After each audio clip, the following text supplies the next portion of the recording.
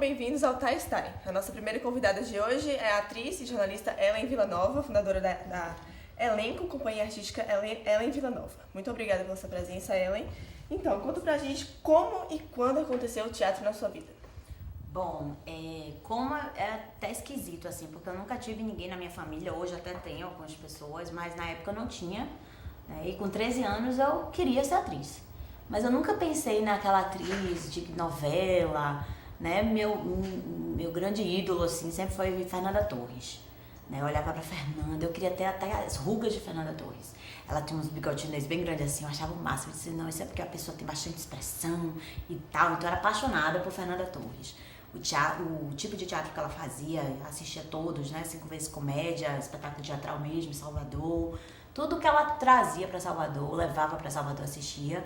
E a comédia da vida privada, Luiz Fernando Veríssimo, todas aquelas coisas que a Globo fazia também em relação a ela. Então eu comecei a me apaixonar. Não sei dizer assim como, mas eu queria aquilo pra minha vida. E aí, com 13 anos, eu comecei a batalhar os cursos. É uma história interessante porque meu pai dizia, você vai fazer esses cursos, não vou pagar pra você não. E aí eu dava banca pra conseguir pagar os cursos, né? Eu sempre estudei muito. E aí, com 13 anos, dava banca pros meninos de 7, 8, pra ganhar um dinheirinho pra pagar o curso. Meu pai disse, eu só vou pagar quando você fizer na universidade. E eu não esqueço isso, eu sempre conto essa história que eu acho muito linda. Ele um dia entrou em casa, recebi um rosa da UFBA, e disse, tá aqui, ó, agora eu pago, você tá matriculada na UFBA, numa oficina. E aí pronto, de lá eu já acompanhei essa diretora em outros espetáculos, numa nova escola que ela montou, e já fui fazendo teatro profissional, né? Trabalhei com Arildo Deda com 15 anos, fiz um teste para fazer um curso de Shakespeare com ele. Arildo Deda é um grande mestre da cena baiana que saiu do Brasil, uma pessoa assim que eu admiro demais, um mestre mesmo. E pronto, né? E começou e fui fazendo profissionalmente até 18 anos. E aí Wagner Moura, que um dia eu ainda vou falar isso pra ele, disse pra mim, olha, não faça teatro não, vai fazer jornalismo. Ele fazia jornalismo na Facom. Faça jornalismo porque jornalismo é um plano B, teatro não dá dinheiro, né? Imagina se ele não tá com dinheiro hoje, teatro não dá dinheiro não, a gente tem que ter um plano B, então faça jornalismo. Eu disse, é mesmo, e aí realmente pra gente atuar, né, em cena, no teatro, a gente não precisa da formação. E eu tive mesmo assim a formação técnica. No segundo grau eu fazia teatro e segundo grau. Teatro profissionalizante, né, de 2 às 6 da tarde todos os dias. E aí fui fazer jornalismo, mas entrei no jornalismo assim como uma coisa, eu vou fazer, né? E aí fui gostando, mais de paraquedas. Agora o teatro me ajudou muito no jornalismo. Então logo teve um teste para trabalhar na TV educativa. E aí foram uns 20 pessoas, assim, eu passei, graças a Deus, assim, porque tive uma chefe maravilhosa, que até hoje é minha amiga, Doris Pinheiro, que realmente mudou minha vida profissional. Ela me ensinou muito, muito, muito em relação ao jornalismo. E essa desenvoltura, né, que o teatro dá, aliás, indico para todo mundo de comunicação fazer teatro. Aliás, indico para todo mundo, porque teatro, como diz Arildo Deda, se não servir para mais nada, serve para o nosso autoconhecimento. Sim. Então, o teatro contribui muito para que eu fosse galgando passos interessantes no jornalismo. O teatro, você disse que te ajudou no jornalismo, mas o jornalismo te ajudou no teatro? Você entende que a comunicação também leva um pouco de, talvez, de essa desenvoltura que a gente tem que ter com a câmera? Boa pergunta. Eu nunca tinha pensado nisso não, mas eu acho que sim, principalmente, sim, boa pergunta. Assim, no jornalismo a gente conhece muita gente, né? Sim. E muitos personagens interessantes. Então você vai na casa, eu não esqueço numa casa que eu fui, onde tinha uma mulher que dentro da casa dela tinha um esgoto no meio da casa. Para ela passar para a cozinha, ela dava um pulinho, né? Então você vai na casa de uma mulher dessa e vai na casa do governador, sentar, tomar um café com ele, conversar. Então, lhe dá 1000 possibilidades de permear, né, de perpassar por diversos mundos. E essa comunicação com as pessoas, ele enriquece muito no teatro também. E o contrário, você saber como se comportar com essas pessoas, né? Ter a dignidade e tratar essa mulher da mesma forma do governador. Né? Somos todos iguais, estamos aqui pela notícia, não importa com quem você está falando. Então uma coisa complementou bastante a outra, complementa. Olha, conta um pouquinho pra gente como é que surgiu a companhia artística, a Elenco. Bom, a gente faz uma pronúncia diferente, foi a ideia de meu marido, elencou, né? Porque meu nome escreve dessa forma simples mesmo, sem H, sem dois L's, E-L-E-N, e o C-O, né? Eu achei bacana porque lido fica elenco. E aí a gente sempre brincava que ia colocar esse nome. Nós moramos em Vilhena, no interior de Rondônia, por causa do trabalho de meu marido. E lá eu desenvolvi muito teatro, dei aula para crianças carentes, adolescentes, montamos espetáculo. Lá não tem teatro, então transformamos o cinema da cidade em teatro. Eu sempre tive essa capacidade de adaptação, né? Como aqui em Conquista, que só agora a gente tem um centro de cultura, e a gente montava no SEMAI. Um dia eu fui fazer mestre de cerimônias no SEMAI, eu disse, gente, isso aqui parece um teatro, cadeira acolchoada, tem a dignidade de um teatro, eu gosto dessa palavra, né? Vão me conduzindo porque eu vou longe, né? Eu fico devagando aqui. Fernanda Montenegro diz que o público de teatro é um público que merece muito respeito. Porque é um público que compra o ingresso com antecedência, se prepara, se arruma, planeja onde vai jantar, né? Então ele tá lá sentado, ele merece muito respeito. E... qual foi a sua pergunta mesmo? A minha pergunta foi como surgiu a ideia da companhia artística. Pronto, aí lá em Vilhena eu dei aula para esses adolescentes, a gente montou esse espetáculo, né? E eu sempre tive esse sonho. Eu vim para a Conquista pensando nisso. Eu quero ter minha escola, elencou, eu quero dar aula, isso me realiza. Se você me perguntar hoje, você quer ir para o Rio, quer tentar um papel? Não, eu gosto de ajudar a desenvolver pessoas. Eu gosto de dar aula para um médico e ele dizer, Ellen, agora eu consigo olhar melhor para o meu paciente, consigo ter mais empatia com ele. Né? Um corretor de imóveis que toda vez que me encontra diz, eu tô conseguindo vender mais, os clientes estão acreditando mais no que eu falo. Então isso me comove, né? Como artista, como é mais essa área do desenvolvimento. Então eu vim pra cá, pra Conquista, com essa intenção. E aí caí logo no jornalismo, né? Que foi maravilhoso a experiência aqui na TV Sudoeste. Em Vilhena eu também trabalhei em televisão, na Rede TV, apresentava lá o Fala Rondônia. Aí eu dizia, fala Rondônia, fala comigo. E aqui eu vim pra TV Sudoeste. E o jornalismo, não tem maneira melhor de você conhecer a cidade do que fazer jornalismo. Né? Eu cheguei na TV Sudoeste, aí você vai para bairros, senão eu ia ficar na Olívia Flores, no centro, e não, eu conheci tudo, né? Você ia para bairros muito longe, periferia, zona rural, Itapetinga, Guanambi, né? Então eu tive a oportunidade de conhecer a cidade, de também ficar conhecida, né? O que para mim, para o desenvolvimento do trabalho com teatro, é bastante importante. Sim. Então a Elencou surgiu disso, né? Depois de 1 ano e meio, no jornalismo, conversei com o Eduardo Lins, meu chefe maravilhoso, uma pessoa muito especial. Conversei com o Du e falei, olha Du, agora deu, né? O jornalismo para mim, o telejornalismo é um trabalho também muito árduo, né? Que exige muito da gente, um cansaço muito grande. E eu já comecei em 2001 com jornalismo com tele, e eu já estava um pouco cansada da rotina produtiva, né? Da rua, do desgaste do dia a dia, das horas, de não ter feriado, não conseguir visitar meus pais. Eu não tenho família aqui em Conquista, apenas meu marido e agora minha filhinha linda, Estelinha. Então eu sentia muita falta de poder ver meus pais, né? Então estava uma rotina muito cansativa para mim.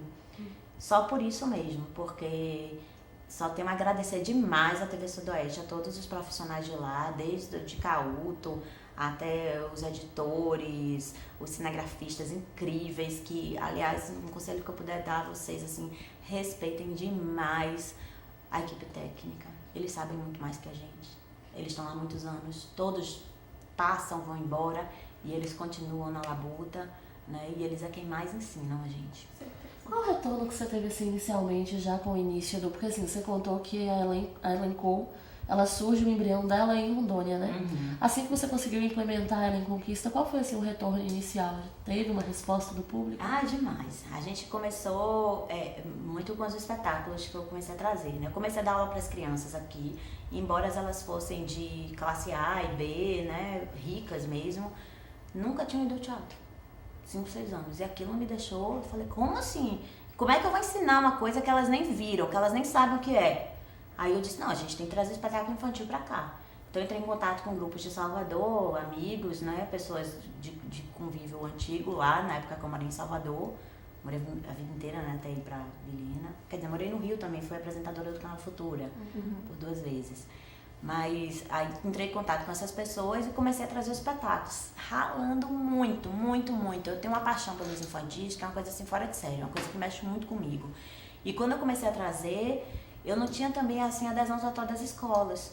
Porque muitas escolas estavam, a gente às vezes leva para espetáculo, não é legal, será que é bom? Quem é essa pessoa que está trazendo espetáculo? Ela é da TV, mas será que ela entende disso?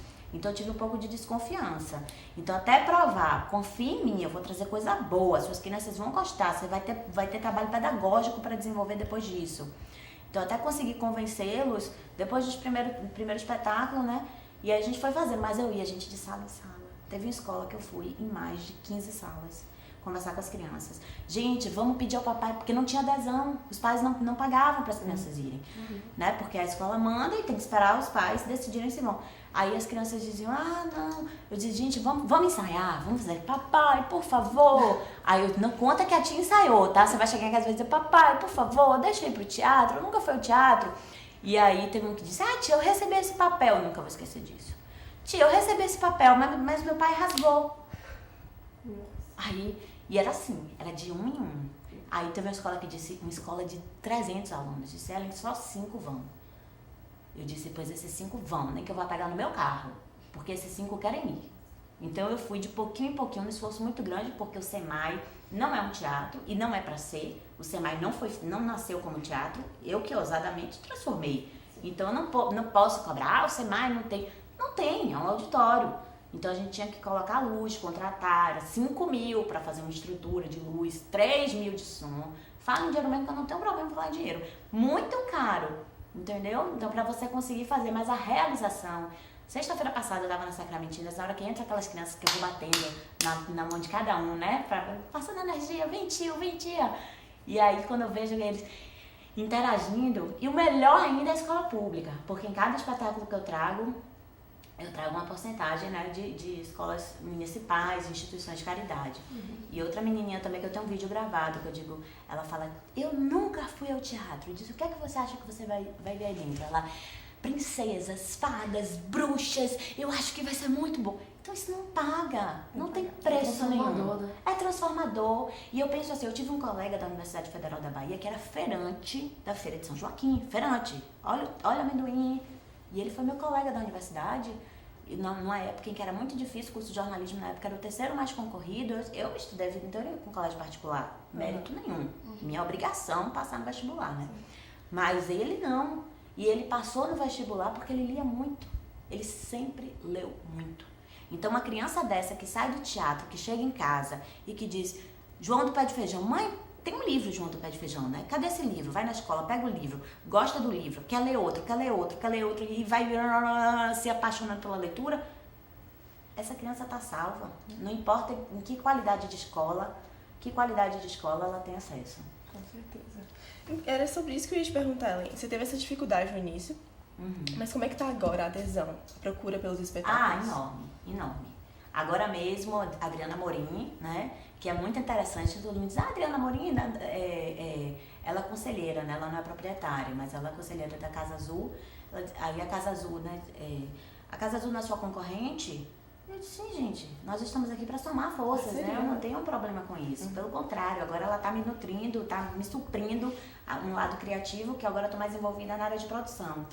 Né? Então, Drica me procurou, Andy, na realidade, que coordena a escola, me procurou e falou, a gente está com infantil, mas foi muito em cima da hora. Mesmo assim, eu tive adesão de 7 escolas muito rapidamente. E as pessoas dizendo, Ellen, você voltou a produzir? Não quero nem saber o que é, com você eu faço. Isso é muito gratificante, porque eu fiquei 1 ano e meio parada por conta de minha filha e voltando e as pessoas acreditando e querendo, sem nem saber direito, né, como era. E tô com 6 escolas, teatro lotado para assistir. Você mencionou agora a Casa Azul. Você acha que essa cena cultural em Vitória da Conquista ela é diversificada? Sim. Por exemplo, a Casa Azul tem uma pegada muito mais artística, né, de desenvolvimento de cena mesmo, do projeto deles de curta. Eu já tenho uma pegada mais de desenvolvimento pessoal. Eu gosto de trabalhar com profissionais, gosto muito de trabalhar com adultos, né? Minha paixão mesmo. Adoro levar teatro para criança, viu? Olhinho brilhando. Mas agora eu estou muito envolvida com o público adulto. Eu dou aula particular de teatro. para advogados, médicos que são muito tímidos, que me procuram para conseguir falar melhor, se expressar melhor, né, se comunicar melhor com as pessoas. Então a cena é bastante diversificada, assim, você tem desde grupos de igreja, né, porque a gente às vezes não fica sabendo. E eu acho que tudo está aumentado. A Elencou surgiu um pouco antes, a Casa Azul veio também, né, como escola de teatro. Então hoje a gente tem 2 escolas assim mesmo, a Casa Azul com um projeto deles, com a casa. Eu vou passando, escola de balé, já dei aula de música, tenho a minha marca, mas vou passando por diversos locais. E a gente tem sim. E agora com o Centro de Cultura, né? Esses cursos pessoais, eles desenvolvem a oratória e o discurso que deve favorecer, né? Para as pessoas que têm dificuldade e usam do discurso da própria profissão, né? Inclusive, assim, eu costumo dizer, eu e minha parceira agora, a Cibele, a gente tem uma... Porque eu não consigo fugir do jornalismo, né? Eu até tento. Já tentei, não vou mais. Aí aparece alguma coisa. Aí agora eu tô com um programa de rádio, Mais Saúde no Rádio, que veio da revista Mais Saúde, que eu sou sócia agora. Fiquei felicíssima com esse convite de Cibele Costa, que foi até professora aqui da UESB. Muito feliz mesmo, porque é uma pessoa muito correta, uma jornalista excelente, e me convidou para esse trabalho e eu tô envolvida de novo no jornalismo. E agora eu fico vendo as coisas na rua e ligando pra TV Sudoeste. Olha, eu vi isso aqui, o que tava essa pauta. Aí voltou o bichinho do jornalismo em mim. Então eu fico nessa mistura, né? Ellen, você mencionou o Centro de Cultura agora há pouco. Eu queria saber se você sentiu com essa reabertura do Centro de Cultura, né? Essa reforma que teve e tudo mais. Se houve de novo esse renascimento da cultura na cidade. Não, já ficou um tempo parado. Demais. Eu tô sem espaço lá. Não tem espaço pra mim. Tá tudo lotado até o final do ano. Né? Porque, assim, hoje tá muito mais fácil. Difícil é isso, você transformar um lugar que não é e pagar. O Centro de Cultura, ainda bem, né? Tem iluminação, tem som, tem toda a estrutura para o produtor chegar lá e oferecer um espetáculo. Então, o bom é que ele veio com força total, não tem pauta até o final do ano. Hoje a gente está fazendo espetáculo infantil lá segunda e terça. Então não tem nem como abrir muito. Estou abrindo, porque de repente tem uma mãe que consegue, não está trabalhando de tarde, consegue levar a criança, mas de uma maneira geral, não tem como você ter um público muito afetivo na segunda e na terça. Mas o Centro de Cultura tá lotado. Então é muito bacana a gente ter o que assistir. Eu já fui pra Orquestra Sinfônica, a Marcinha trouxe João e Maria, minha filha foi. Vai ter um outro espetáculo também dele agora no final do ano, infantil. Nossa, agora vai bombar. Você como jornalista, como é que você vê a importância de se fomentar o interesse pelo teatro desde cedo? Você trabalha com crianças. Ainda mais agora com a reabertura desse Centro de Cultura que é tão importante para a cidade. Não, o teatro, ele é salvador, né? Eu costumo dizer assim, que as peças que eu assisti na infância, eu me lembro. Eu me lembro de um dia entrando lá no Teatro Vila Velha, o cheiro que eu senti, a luz, né? Minha filha tem 1 ano e 8 meses. Entende? Ela entende o que ela conseguiu entender, né? A hora de bater palma, o escuro, que não deve ter medo do escuro, na hora que acende a luz, na hora que sai de cena, na hora que ele sai de cena ela dá tchau. Tchau, João, tchau, Maria. Aí na hora que eles entram lá, oi João, oi Maria. Então, e é o que eu falo assim, o teatro eu acho que é um pontapé, é um ponto de partida para outras artes. Então você vê um espetáculo teatral, a partir dali você quer ler um livro, e aí você vai para uma exposição de fotografia, e você vai sensibilizando o seu olhar, e você vai se tornando uma pessoa mais humana, mais empática. E eu acredito muito na cultura como algo extremamente social, né? Não é para você ser culta, não é para você conhecer as coisas, não, é para você conseguir se relacionar melhor com as pessoas. Uma criança que faz teatro, que chora, que tá lá brincando de chorar, brincando de rir, brincando que as personagens têm sentimento, ela vai olhar para o coleguinha de uma maneira diferente na sala, ela não vai fazer o bullying, ela não vai, sabe, assim, eu acho que o teatro desde cedo, ele influencia para outras coisas que vão ser extremamente positivas para a criança. Para a formação, né? Exatamente, para a formação. Tem mais uma consideração final para fazer? Muito obrigada, né, a vocês por esse convite. Acho que quanto mais a gente fala disso, melhor para a sociedade, né? Sim. A gente faz esse estímulo, porque tem muita gente como esse pai que rasgou o papel, né, da criança, e de repente ele entender que como isso vai ajudar, né, na educação da criança, como vai ajudar para que a criança se desenvolva. Então, quero que todo mundo vá ao teatro cada vez mais, né, que se sensibilize para a cena cultural, as exposições. O Centro de Cultura não tem só teatro, tem exposições artísticas, a gente tem museus aqui na cidade, né? Conhecer a história da nossa cidade. Um dia teve um programa, a Marcinha fez um programa sobre as histórias das ruas, né? Então a gente conhecer a nossa história, o nosso patrimônio, o nosso povo, a nossa cultura e seguir a nossa vida com essa sensibilidade para o mundo. Eu acho que a arte traz uma sensibilidade para o mundo, para que a gente possa ver as coisas de uma maneira mais profunda. Nós gostaríamos de agradecer a sua presença, Ellen. Já já a gente volta com o segundo bloco. Obrigada.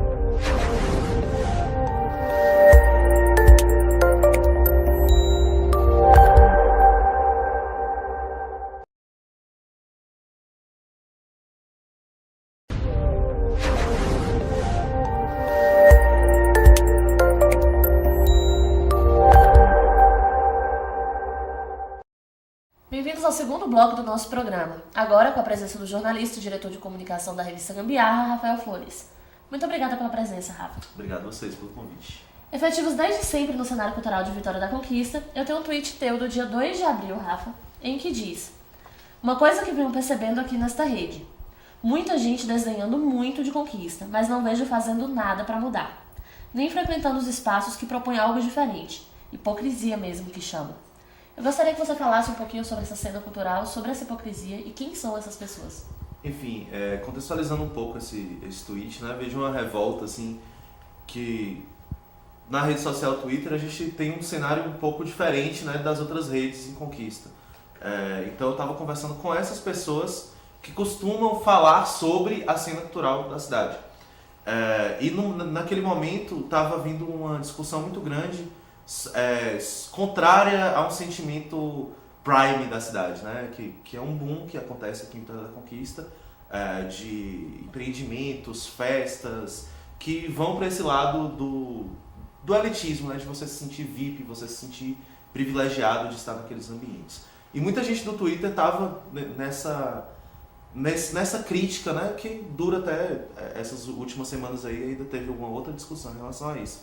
Então, eu estava conversando com essas pessoas, né, que incomodadas com esse sentimento, mas que não frequentam as outras alternativas da cidade, né. Estava falando sobre isso. Como você mesmo disse, a gente é ativo dentro da cena cultural, além da revista Gambiarra, a gente dialoga com a produção cultural, né, fazemos parte do coletivo Suíça Baiana, então a gente tem essa inserção e a gente percebe, a gente sabe quem são as pessoas que frequentam os eventos que a gente faz, e eu estava dialogando realmente sobre isso, assim. Legal. Produção cultural, como você mesmo disse, né, envolve jogo de cintura, envolve responsabilidade. A gente traz agora um tweet da Ana, que é repórter e editora da revista Gambiarra, do dia 1º de outubro, em que ela diz: ano passado fizemos a campanha Respeita as Minas, da revista Gambiarra, dentro do festival, com a mensagem no telão. Esse ano, nosso objetivo é dar mais ênfase a essa pauta, trazendo uma ação para dentro do evento. Eu queria que você comentasse isso. Seria massa se ela pudesse comentar melhor, né, pelo fato de ser mulher e tal, mas vou tentar contemplar. Sim. Como ela falou, ano passado a gente fez questão de trazer essa pauta para os telões, né, através da Gambiarra, porque a gente, trabalhando com produção, a gente lida, como você falou, tem que ter jogo de cintura, e a gente lida com diversas figuras, né, a gente não tem controle de quem está ali consumindo o que a gente está fazendo. Então, casos de assédio são comuns, tô normalizando, mas são comuns, é comum a gente se deparar com esse tipo de coisa, e a gente tem aprendido a lidar com esses casos ao longo das nossas produções, né? Como se comportar, como fazer, e essas formas, né, jogar no telão é uma forma de constranger, de trazer essa pauta para o público que está consumindo. Então é uma questão fundamental, e quando a gente diz que a gente quer trazer essa ação de novo para o festival desse ano, é real, assim, a gente vai trazer uma coisa mais forte, ainda mais no cenário atual brasileiro, onde um discurso muito forte contra as mulheres vem tomando a frente, né, do debate eleitoral. Então é fundamental que o festival se posicione, né? A gente trabalha com produção cultural, mas a gente não deixa de se posicionar nos eventos que a gente faz. Rafa, você acredita que os programas culturais de Conquista eles sejam diversificados? Programas Esse cenário local, o que o cenário local oferece para a população, existe uma diversidade dentro dessa grade? Olha, Conquista tem fases. Tem fases que tem uma diversidade de coletivos, de produtoras produzindo, e tem fases mais tranquilas, né? Mais, digamos assim, com a baixa produção. Eu não te responderia que Conquista tem uma produção diversa, fixa.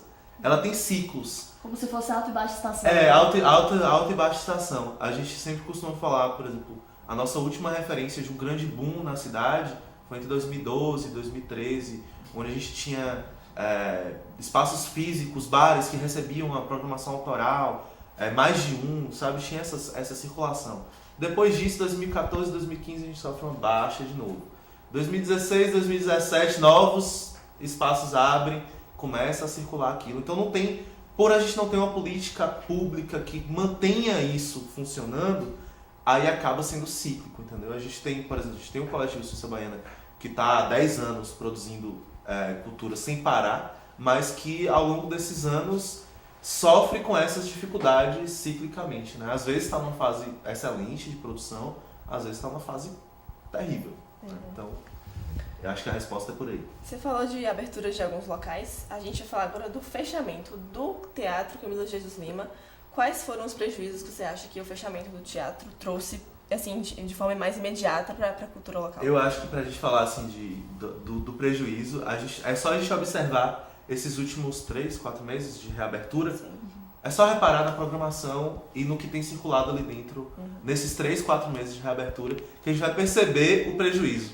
Né? Só nesses 3 ou 4 meses já circulou peças de teatro nacionais, já circularam artistas do país, artistas de Vitória da Conquista, que nunca tinham pisado no teatro, né? Que nunca tinham se apresentado ali, já conseguiram se apresentar, já conseguiram dialogar com o público. Aí a gente já consegue perceber o quanto que a gente perdeu. Mas não foi só isso, assim. Esse tempo todo fechado do teatro, acho que o maior prejuízo foi a não formação de público, né? Como Conquista é uma cidade que circula muita gente, né? Aqui na UESB a gente percebe muito isso, né? A gente vem pessoas que passam 4 anos aqui e voltam para suas cidades ou seguem para fazer carreira fora. Então, tiveram pessoas aqui que fizeram um curso de 4 anos na UESB, do curso de jornalismo, por exemplo, que não puderam ir ao Centro de Cultura, não conheceram, ou sequer souberam da existência porque eles estavam fechados. Quando a gente fez um evento de reabertura do Centro de Cultura, né, a gente fez o show de Edson Gomes lá e depois a Mostra Piripiri. Nessas 2 ocasiões, muita gente perguntando onde era o Centro de Cultura. Né? Tipo, é um local que é visível, né? Você passa ônibus na frente, em frente a um supermercado grande e tal. É um local de referência. A gente se assustou quando tinha gente que não sabia onde ficava o Centro de Cultura. Então o prejuízo ele é meio imensurável, mas dá pra gente ter uma noção de que foi ruim. A nossa próxima pergunta, inclusive, era sobre a reabertura do Centro de Cultura, que você já falou, teve a aceitação do público e tudo mais. Como é que você vê a compreensão das pessoas e o comparecimento delas nesses eventos locais dentro do Centro de Cultura? Luna, é difícil, assim, como eu te falei, como esse prejuízo foi grande em relação à formação de público, é difícil a gente fazer com que as pessoas voltem a frequentar o teatro. Assim, o governo do estado ele fez uma chamada pública, né, uma chamada em edital, para que produtores se inscrevessem nesse edital para produzir alguns eventos em um certo período. E esses eventos não teriam a pauta gratuita. A pauta é o aluguel gratuito. Mas a gente conversando entre produtores aqui da região, a gente viu que isso não era suficiente para voltar a chamar a atenção do público, sabe? Porque o custo que a gente tem ao fazer um evento não é só da pauta do Centro de Cultura, não é só o aluguel que a gente paga. É o cachê do músico, a estrutura física do espaço, som, iluminação. Então, custeando tudo isso sem a certeza de que o público conhece o espaço, né, vai ao espaço, por causa desse prejuízo de formação aí, fica meio complicado. Então é uma crítica que a gente fez a essa reabertura, de não ter tido mais esse fortalecimento de quem está produzindo ou de quem faz música, de quem faz arte, Vitória da Conquista, para trazer essas pessoas de volta, porque só pelo esforço do produtor cultural não é suficiente. Eu queria que você falasse um pouco sobre a importância de se fomentar o interesse pelas produções locais. Aí é isso, tipo, já dialoga assim, um pouco Sim. com o que eu já falei, né? É preciso existir uma política pública, né, que venha, que não responsabilize apenas o produtor cultural dessa formação de público, dessa responsabilidade de formar novos consumidores de cultura na cidade. Isso também vem de um papel do poder público, né?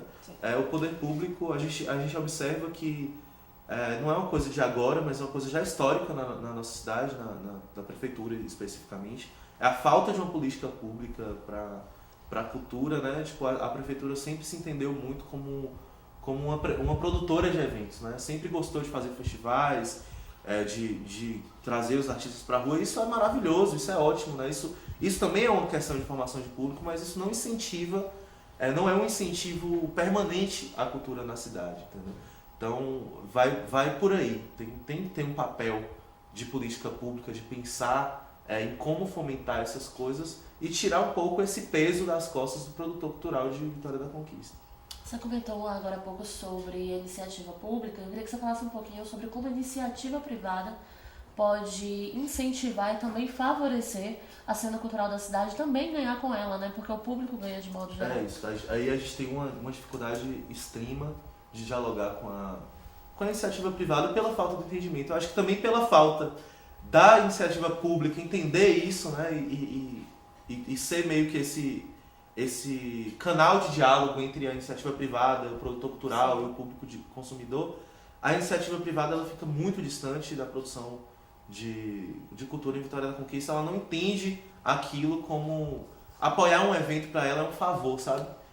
A gente sempre tem essa sensação de ir às empresas, de conversar com as empresas e não ter esse canal aberto pela falta de entendimento que apoiar a cultura. A gente precisa, por exemplo, de políticas públicas do Estado, de incentivo fiscal, para poder mexer no bolso daquele empresário e fazê-lo entender de que é interessante apoiar a cultura, porque ele vai estar deixando de pagar impostos de tal maneira, né? E não tem que ser por aí, né? Tem que ser pelo fato de estar investindo na sua própria marca, né? Quando ele se vincula a um evento cultural da cidade, ele não está apenas ajudando, né? A gente tem que sair um pouco desse discurso. Ele está pagando para ter a sua marca vinculada a um evento. É por aí. E podia muito bem ser uma parceria público-privada. Sim, né? sim, não é uma coisa difícil de se fazer, entendeu? É só por vontade de diálogo. Uhum. A gente queria que vocês fizessem suas considerações finais sobre o assunto. Então, assim, falando em linhas gerais, queria agradecer pela oportunidade de estar falando sobre isso. A gente Conquista é uma cidade inóspita assim, para a produção cultural. Assim, quem faz produção realmente precisa ter uma cabeça muito forte para lidar com certas situações, para continuar fazendo, né? Tipo, já pensamos em desistir várias vezes, né? Falando do Festival Sousa Baiana mesmo, ele passou 2 anos sem acontecer por conta desse terreno infértil para a produção que é em Vitória da Conquista. Então, realmente, fazer produção cultural é uma forma de militância também, né? De resistência, de achar que a gente é necessário para um cenário. A revista Gambiarra, ela nasceu com o slogan jornalismo, cultura e ativismo. Então a gente não desassocia a cultura de um certo ativismo, né? A gente fez esse ano, por exemplo, nossa maior alegria do ano foi ter colocado um bloco na rua em fevereiro, né? Que essa foi a nossa forma de ativismo, de mostrar que a gente pode ir para a rua, a gente pode ocupar os espaços, né? Carnaval para a gente também é política, cultura é política, então é nesse sentido que a gente acredita que a gente está se inserindo no terreno tanto político quanto cultural da cidade. Nós gostaríamos de agradecer a presença do jornalista e produtor cultural Rafael Flores. O TSA fica por aqui. Muito obrigada pela atenção de vocês.